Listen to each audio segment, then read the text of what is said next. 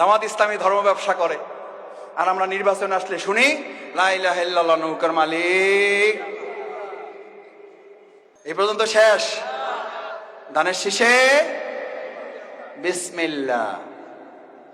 তারা ধর্মকে নিয়ে ব্যবসা করতে চায়। যারা এই ধর্ম ব্যবসায়ী তারা ধার্মিক নয়।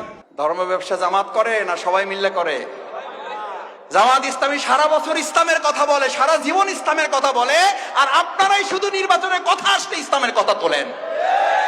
প্রকৃত ধর্ম ব্যবসায়ী কারা? এদেশের মানুষ তা ভালো করে জানে।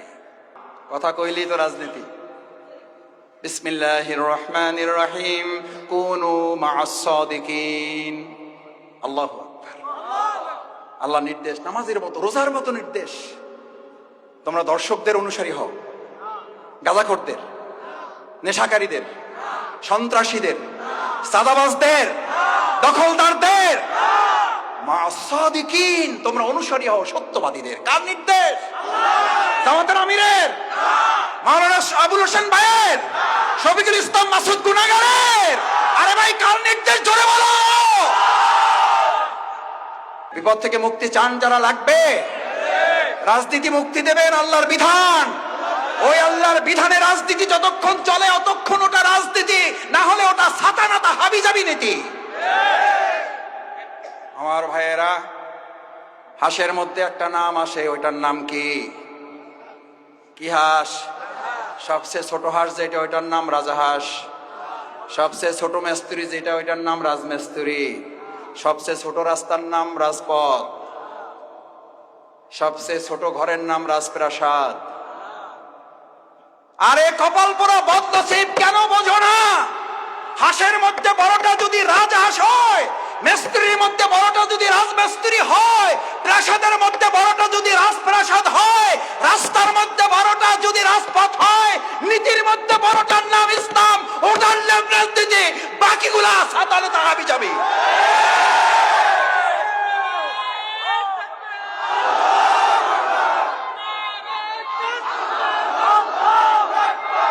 আমরা রাজনীতি করব না। আমাদেরকে রাজনীতি করতে নিষেধ করেন, আমাদেরকে রাজনীতি করতে নিষেধ করেন। রাজহাঁসকে পৃথিবী থেকে বিদায় দেন। রাজমিস্ত্রিকে বলে দেন তোমাদের আর রাজমিস্ত্রি করে চলবে না। রাজপথ বাদ দেন, অলিগলিতে হাঁটেন। রাজপ্রাসাদ কন্ট্রোল করবে আগামী দিনে ইসলামের রাজনীতি। ইসলামের রাজনীতি যাত্রাবাড়ি মসজিদে ইমামতি করবে, গণভবন, রাষ্ট্রভবন এবং আমাদের বঙ্গভবনে ইমামতি করবে ইসলাম। আমি একটা কথা মাঝে মধ্যে বলি, ইসলামের নীতিতে মসজিদ চলে বলে মসজিদে গেলে শান্তি না অশান্তি? ও ভাই, মসজিদে গেলে শান্তি না অশান্তি? ওটা কিসের আলোকে চলে? ওই আল্লাহর বিধানের আলোকে যদি এই সমাজটাও চলে, তাহলে ওখানে শান্তি না অশান্তি? শান্তি না অশান্তি? আমাদের কপাল পুড়েছে তখন যখন আমরা বলেছি শান্তি চান কি চান না, সবাই বলে শান্তি চাই। এরপর যখন বলে ইসলাম চান কি চান না, কয় ভাই চাই মসজিদে কিন্তু বাইরে না। রাসূল করিম সাল্লাল্লাহু আলাইহি ওয়াসাল্লাম ওই জামানার কাফির মুকরিশ এটা বলতো না? বলতো না? কি বলতো? আগে আন্দাজে বলে দিলেন। বলতো কি বলতো বলেন? বলতো মুহাম্মদ সাল্লাল্লাহু আলাইহি ওয়াসাল্লাম, তুমি মসজিদের ইমামতি লাগবে নেও। বলছে না? বলে নাই? ও ভাইয়েরা, বলছে না? বলে নাই? সমাজের সবচেয়ে সুন্দরী লাগবে, বুঝছি তো, তোমার একটু চাই, আচ্ছা ঠিক আছে লও, কয়টা লাগবে লও। বলছে না? বলে নাই? গাড়ি বাড়ি লাগবে, কি লাগবে বুঝছি, একটু গরিব টরিব আছো, একটু টাকা পয়সার বুদ্ধি একটু। আমাদের কেউ এখন কেউ কেউ বলে ঘটনা কি, জামাত ইসলামে একটু লাফায় লাফায় ভাব। মুহাম্মদ রাসূলুল্লাহ সাল্লাল্লাহু আলাইহি সাল্লামকে একই কথা বলা হয়েছে, এবং সেটা কি মুসলিমরা বলেছে না কাফিররা বলেছে? মুসলিমরা বলেছে না মুশরিকরা বলেছে? কাফিররা বলেছে না আবু জেহেল আবুল হাবেরা বলেছে? কোরআন নাজিল হয়ে গেল বিসমিল্লাহির রহমানির রহিম, ওয়াদ্দু লাউ তুদহিনু ফায়ুদহিনুন ফালা তুকাজ্জিবুন। এরা অবশ্যই মিথ্যাবাদী। ফালা তুতিল মুকাজ্জিবিন ওয়াল কাফিরিন ওয়াল মুনাফিকিন। মুহাম্মদ সাল্লাল্লাহু আলাইহি সাল্লাম ওরা আপনার কাছে প্রস্তাব নিয়ে আসছে, শুধু মসজিদে থাকো, কোনো অসুবিধা হবে না। শুধু গাড়ি বাড়ি সম্পদ দিয়ে থাকো, কোনো অসুবিধা হবে না। শুধু রাষ্ট্র পরিচালনায় তুমি মাথা ঘামাইতে লড়াইটা কি মসজিদ চালানো নিয়ে না রাষ্ট্র চালানো নিয়ে? যুদ্ধটা কি মসজিদ চালানো নিয়ে না রাষ্ট্র চালানো নিয়ে? আরে ভালো করে বোঝা যায় না? না যায় না? আজকে যুদ্ধ হবে মসজিদ চালানো না রাষ্ট্র চালানো নিয়ে? আর আমরা কি শুধু মসজিদ চালাবে নাকি রাষ্ট্র চালাবে? এটা কি হুজুরদের সুন্নাত না রাসূল সাল্লাল্লাহু আলাইহি সাল্লামের সুন্নাত? তোমার নেতা আমার নেতা বিশ্বনবী মুস্তাফা, তোমার নেতা আমার নেতা বিশ্বনবী মুস্তাফা। রাসূল করিম সাল্লাল্লাহু আলাইহি সাল্লামের টুপির সুন্নাত মানবেন, লম্বা জামার সুন্নাত মানবেন, দাড়ির সুন্নাত মানবেন, খাওয়ার আগে পরে মিষ্টির সুন্নাত মানবেন, দুপুরে খাওয়ার পরে কাইলুলার সুন্নাত একটু মানবেন। কিন্তু যে রাসূল সাল্লাল্লাহু আলাইহি সাল্লাম ইসলাম দিয়ে মসজিদে নববীর ইমামতি করেছেন, আবার মসজিদে নববী রাষ্ট্র পরিচালনা রাষ্ট্রপতির দায়িত্ব পালন করেছেন, এই সুন্নাত আপনি না মেনে কাল কিয়ামতের দিন সুপারিশ পাবেন। কে কে হাত জাগান? জাগান হাত। তাহলে শফিকুল ইসলাম মাসুদ রাজনীতির কথা বলবে না। তাহলে শফিকুল ইসলাম মাসুদ মসজিদ পরিচালনার বাইরে রাষ্ট্র পরিচালনার কোন ওয়াজ এখানে আর করবে না, ভবিষ্যতেও বলবো না। আর যদি না বলে, রাসূল করিম সাল্লাল্লাহু আলাইহি সাল্লাম বলেছেন, সত্য কথাটা বলতে পারে না, ও হচ্ছে বোবা শয়তান।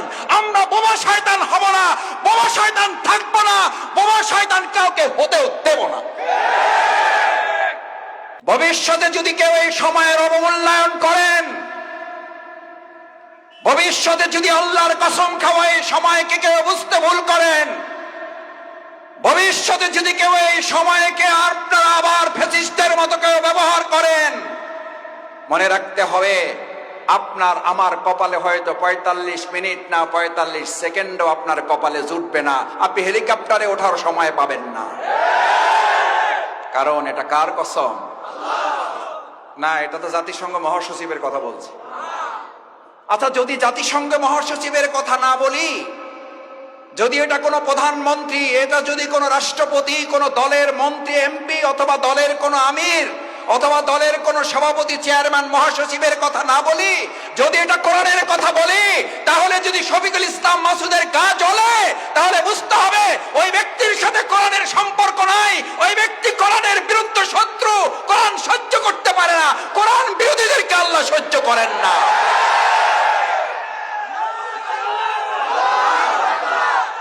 তাহলে আপনার কোরআনের কথাই যদি বলি, তাহলে আপনার চলবে কেন?